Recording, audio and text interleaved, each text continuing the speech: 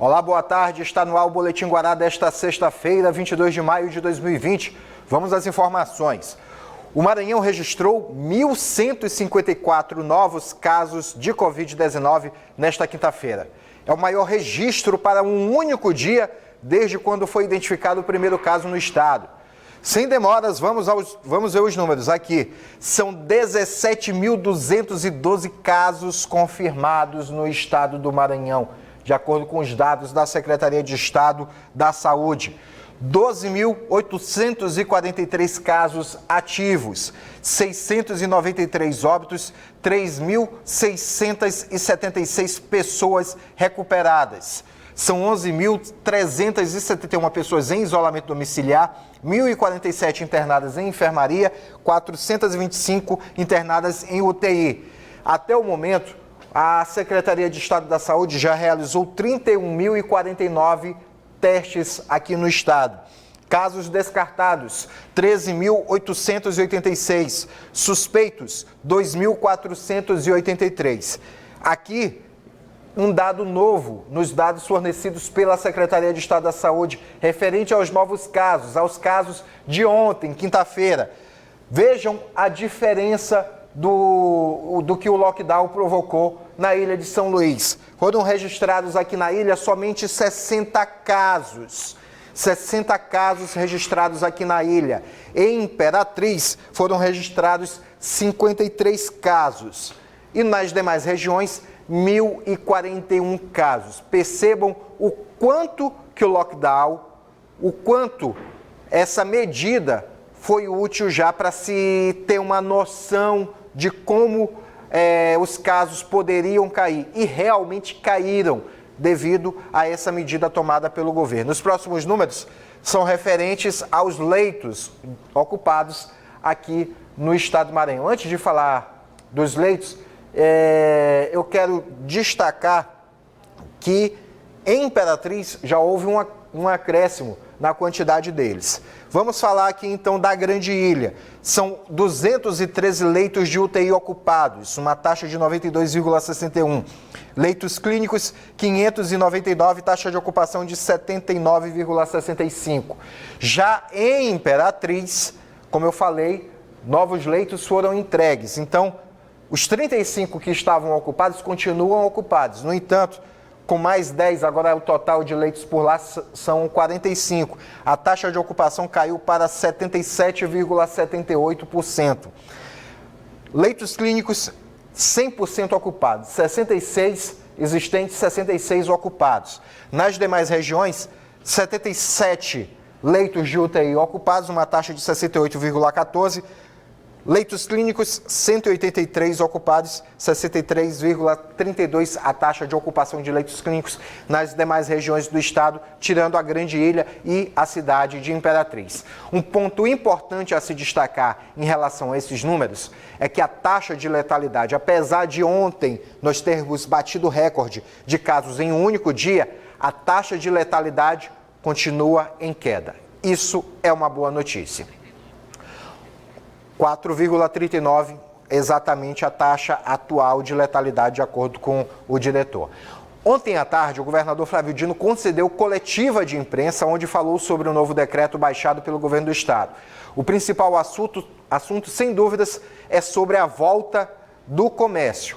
O que pode voltar a funcionar nos próximos dias? Segundo o governador, o comércio pequeno, do tipo familiar, está autorizado, desde que tomadas as devidas precauções. Nós vamos começar um processo na próxima segunda-feira. Este processo autoriza o funcionamento de pequenas empresas que são exclusivamente mantidas por núcleos familiares.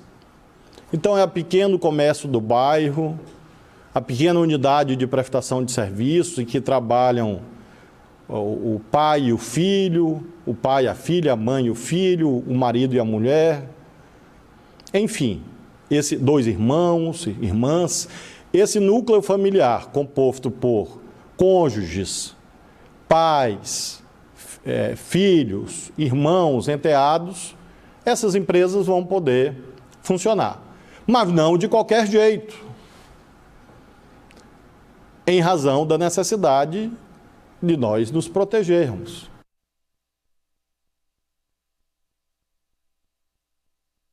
fiscalização, fazendo denúncia de locais que estejam funcionando irregularmente ou comercializando produtos que não sejam essenciais. As informações também podem ser repassadas ao Ministério Público. Como novidade, no decreto que editei ontem, que estou aqui a comunicar a todas as senhoras e os senhores, abrindo a possibilidade de que cada uma se transforme em um fiscal, para ajudar a fiscalização do governo do Estado. Nós temos ali 3 números de WhatsApp. As pessoas com seus aparelhos celulares podem tirar foto de uma violação, uma norma sanitária em um estabelecimento comercial. Peço que todos vocês, claro que com responsabilidade, com seriedade, nos ajudem. A partir desse novo decreto, qualquer infração verificada em relação às normas sanitárias, além das providências administrativas, advertência, multa, interdição, nós tenhamos também um envio ao Ministério Público Estadual, MPE, e ao Ministério Público do Trabalho, MPT.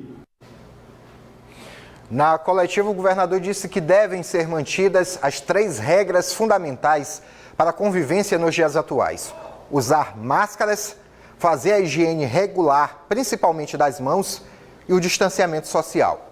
Ele disse ainda que, a partir de segunda-feira, serão lançadas novas portarias, que serão semanais e baixadas pela Casa Civil do Estado.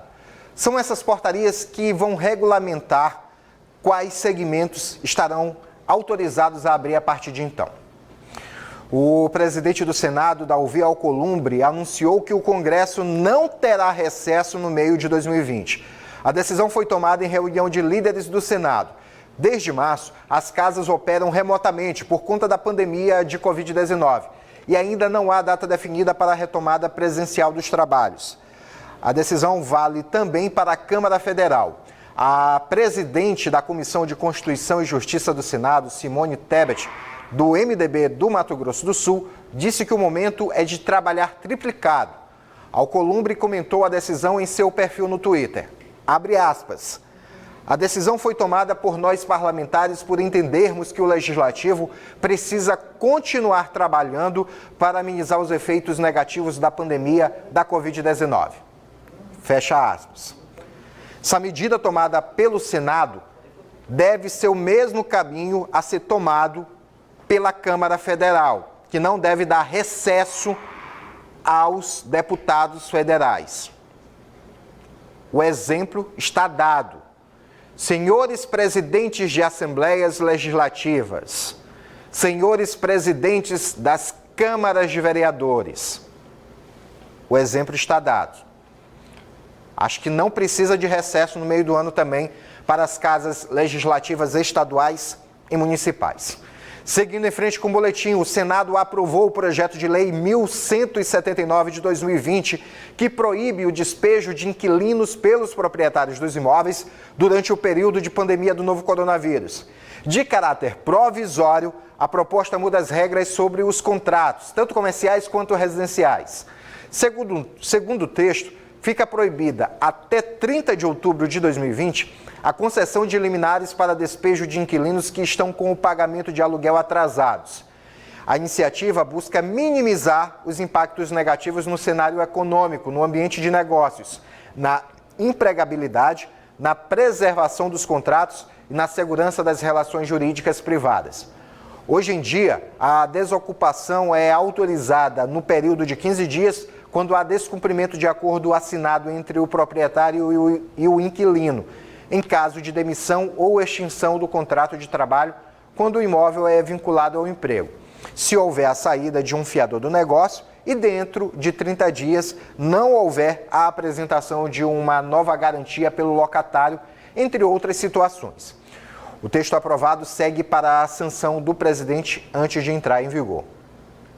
E a Justiça deferiu liminar favorável à Defensoria Pública do Estado e ao Ministério Público Estadual na ação civil pública que pediu a redução de mensalidades de 162 instituições de ensino da rede particular de São Luís, durante todo o período de distanciamento social em razão da pandemia de Covid-19. Na decisão, o juiz Manuel Matos de Araújo Chaves, da Vara de Interesses Difusos e Coletivos de São Luís, determinou aos réus que cumpram fiel e integralmente o disposto na Lei Estadual número 11.259, de 14 de maio deste ano, que dispõe sobre a redução proporcional das mensalidades da rede privada de ensino durante o plano de contingência do novo coronavírus, que iniciou no dia 16 de março.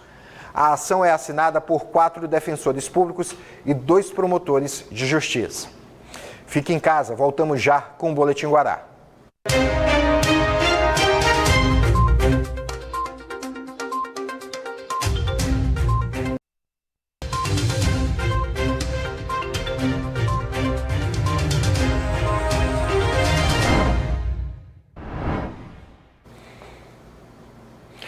Boletim Guará de volta. Olha, pessoal, agora nesse momento difícil, o que a gente mais precisa é encontrar um jeito de gastar menos. Por isso quero falar da Tarifa Social Baixa Renda, um programa que dá desconto de até 65% na conta de energia. E com a nova medida provisória do governo, o desconto chega a 100% para o consumo de até 220 kWh mês. Mas atenção, esse desconto de 100% só vale entre 1º de abril e 30 de junho. Valores de impostos, taxas e parcelamentos serão cobrados normalmente. Então, a hora de se cadastrar é agora. E para fazer isso, não precisa sair de casa nem ser titular da conta.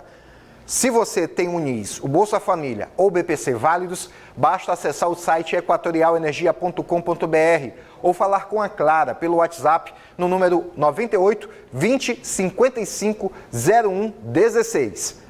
Também dá para se cadastrar na Central 116.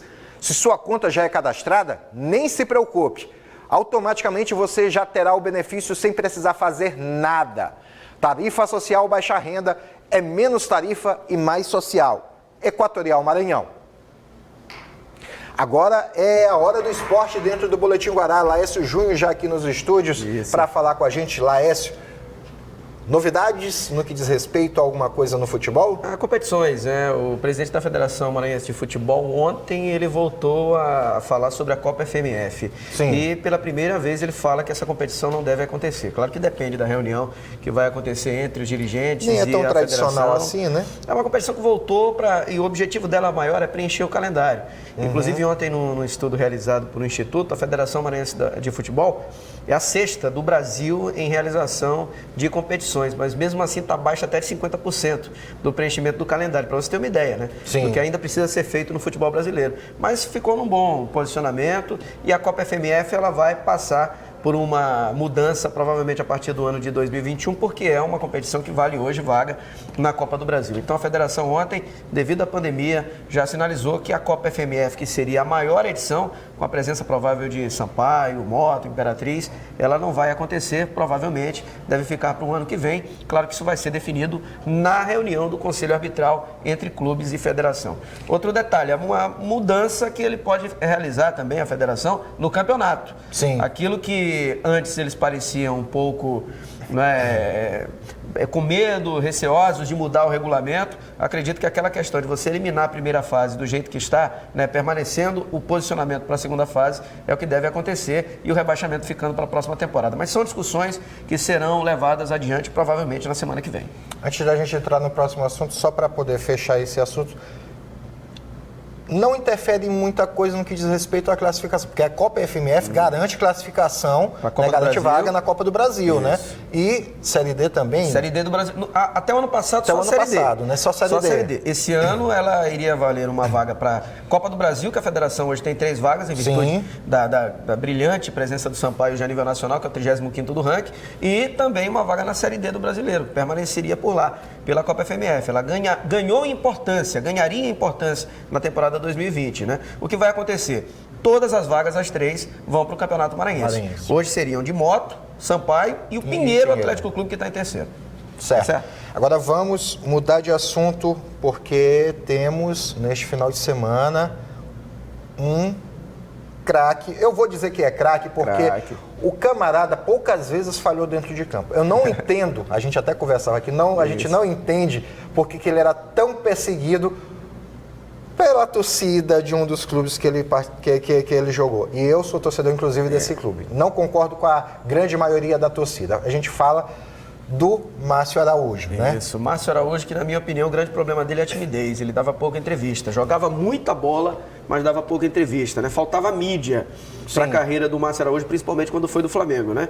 E dispensa comentários. Surgiu no Maranhão Atlético com 16 anos, na equipe do técnico Rogério Jansen, lá no Campeonato Maranhense de 2003, lá atrás, há muito tempo. Ele surgiu, está completando 35 anos agora em 2020. E no próximo domingo teremos a live do Macão nas suas redes sociais com o Márcio Araújo, começando às 7 da noite, falando um pouco da carreira, revelado pelo Maranhão, depois passou pelo futebol mineiro, Atlético Mineiro. No Palmeiras, era um jogador de confiança do técnico Filipão, o técnico pentacampeão, uma passagem no exterior. E a do Flamengo não precisa nem dizer, né? Foi autor de um dos gols de títulos do Flamengo em Campeonato Carioca em cima do Vasco. Na final do Vasco. Em cima do Vasco. Mas foi ele que deu o título, né? Estava impedido, mas a arbitragem deu o gol. E o gol está na história como o do Márcio Araújo, ex-jogador do Flamengo. Por último, ele passou pela Chape, né? Nesse trabalho de reformulação da equipe da Chape. Um dos poucos que se salvavam daquele time. Era ele. Tinha uma regularidade muito boa dentro do time da Chapecoense. E é uma pergunta até que eu já repassei para que possam fazer para ele, eu vou participar da live. Ele saiu do Flamengo por absoluta pressão da torcida. Sim. Algo totalmente desnecessário, mas a história do Márcio Araújo no Flamengo, ela é maravilhosa, com muitos títulos e quase sempre como titular. Maior do que a história que ele construiu no Palmeiras, no Atlético Mineiro, onde ele também teve duas passagens marcantes. Palmeiras e Atlético Mineiro também teve passagem marcante. Mas, como a gente falava no início, e lá isso reforçou agora, não entendo por que a torcida do Flamengo perseguia tanto o Márcio Araújo, sendo que era um dos jogadores mais regulares. Mais regulares, e é primeiro volante de qualquer seleção maranhense em todos os tempos que você montar. E sabia que ele, quando começou a carreira, foi no futsal, jogando com o Marcinho Guerreiro. Marcinho Guerreiro era conhecido como Marcinho Louro, e ele era o Marcinho Preto. Os dois jogando o mesmo time no futsal. Isso, e é muito bom. Ele, quando surgiu no Maranhão, o Edivan Fonseca teve um olhar clínico e disse: esse menino vai subir. E não demorou muito, ele saiu. Infelizmente, o Maranhão ganhou pouco com a venda do Márcio Araújo. Não ganhou na primeira, foi ganhar depois os royalties, né, que eles chamam do fair play financeiro. Sim. Mas é um jogador que tem muita identificação com o clube atleticano e um dos orgulhos do futebol do Maranhão nas últimas décadas. Quem sabe ele não siga o mesmo caminho do Jackson e encerre a carreira no glorioso aqui do estado do Maranhão, que é o Marcão Machondaí. Só para finalizar, ele está no CSA, vai jogar a Série B do Brasileiro pelo time do CSA de Alagoas. Ou seja, já aproximou, já saiu do Rio de Janeiro, foi para Minas, de Minas já foi para o Sul, do Sul ele já veio de novo para o Nordeste, está mais perto do Maranhão agora. Gente, vamos ao intervalo comercial, daqui a pouco eu volto, só que de um outro espaço aqui da empresa. Você vai saber quando eu voltar depois do intervalo. Não sai de casa.